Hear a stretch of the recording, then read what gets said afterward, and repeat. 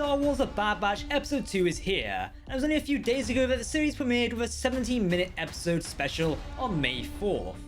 Of course, we've got 14 episodes all airing on Fridays right now. This is going to be one epic adventure.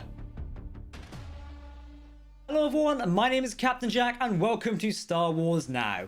Episode 2, Cut and Run, sees the Bad Batch and Omega venture into J19 as mentioned in the previous episode, also known as Seleucami. We've also gotten references from many other episodes of the Clone Wars as well, but let's jump in and explore. Spoiler warning, we're not holding back. Before we jump into this video, use the force and hit that subscribe and like button to never miss a video from myself and the team here on Star Wars Now. If you're talking Star Wars, then we want to hear about it. Okay, let's go. Cut and Run dives straight into a reminder of the planet of Seleucami, and who exactly Hunter's ally and friend is on the planet that can help the crew out. Of course, many Star Wars superfans immediately picked up on the episode name.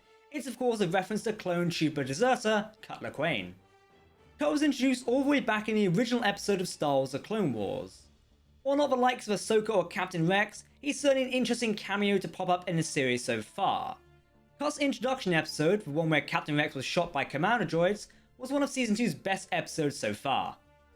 When we were first introduced Cut all those years ago, we immediately knew him as a family man.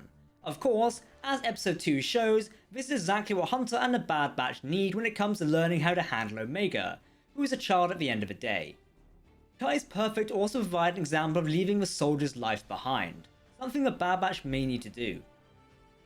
One of the interesting developments in Episode 2 is that we're already seeing the Galactic Empire cracking down on planets across the galaxy.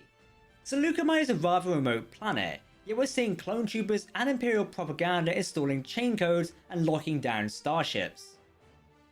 For me, this really shows how efficient Palpatine was in quickly controlling the galaxy, following the execution of Order 66 and declaring the New Order. We're only in the second episode, and you can already see the major elements of the Galactic Empire seeping in. As we go further into this series, I'm really hoping we see more of the transformation from the Republic to the Galactic Empire, as we've not really explored this much before. One of the sad things about this episode is seeing what the regular clone troopers have become. They were the heroes of the Clone Wars and stories. Now they've turned into the Empire's mindless fascist thugs, asserting themselves higher up over the simple civilians of Seleucami. It's certainly sad to see how the clone troopers are becoming stormtroopers, of course just with better aim at the end of the day. Many have pointed out that the Bad Batch series should take time to explore how the clone troopers explore and come to terms with a new state of affairs. But perhaps it is a matter of Palpatine simply flipping a mental switch in their brains. The inhibitor chips were mentioned in this episode as expected. It would be fantastic if we see other well-known clone troopers turn up to demonstrate this. I mean, we know Captain Rex picked up Commander Wolfie and Commander Gregor at some point.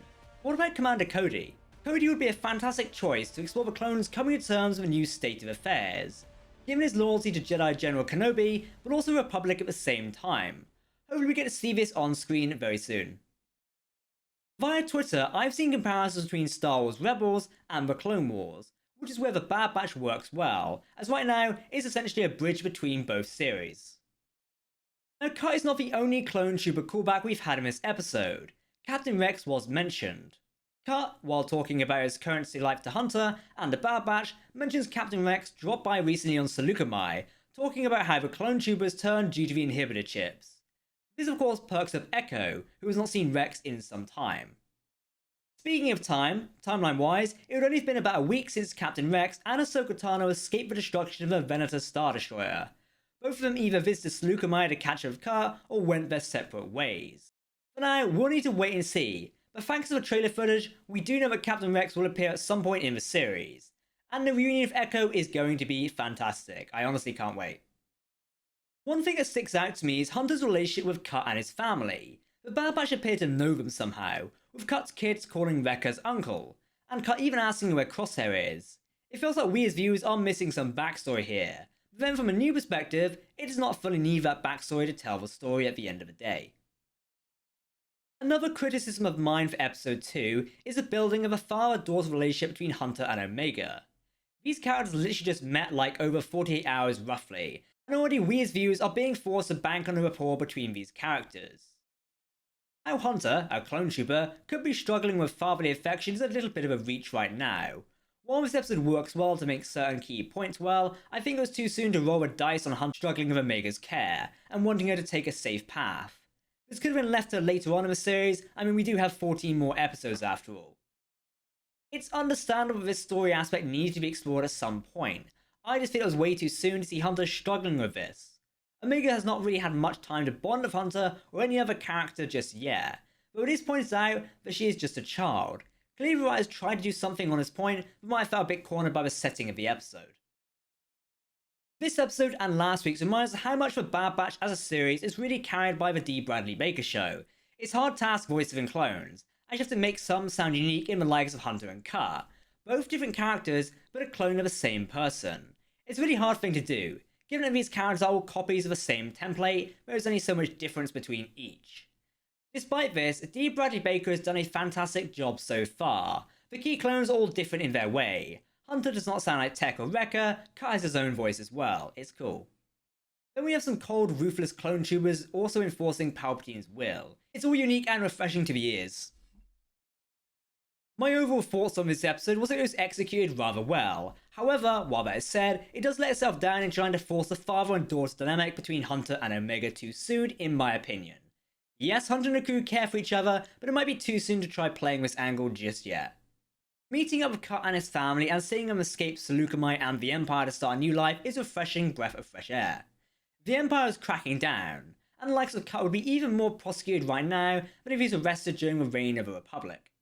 The series so far continues to show how the galaxy is slowly but unknowingly coming under the grip of a newly created Galactic Empire. This shows how the Bad Batch will likely bridge the gap between the Clone Wars and Star Wars Rebels, with bits of Jedi Fallen Order in there as well, giving us a clear path to the original trilogy from the prequels. That wraps up our review on the Bad Batch Episode 2 for today. Don't forget to hit that subscribe button to keep up to date on all the latest videos I here on Star Wars Now, including news, lore, and more. You can also follow us on social media as well. Make sure to let us know what you think of this episode down below in the video comment section, because if you're talking Star Wars, then we want to hear about it. For now, I've been Captain Jack, thanks for watching, and may the Force be with you.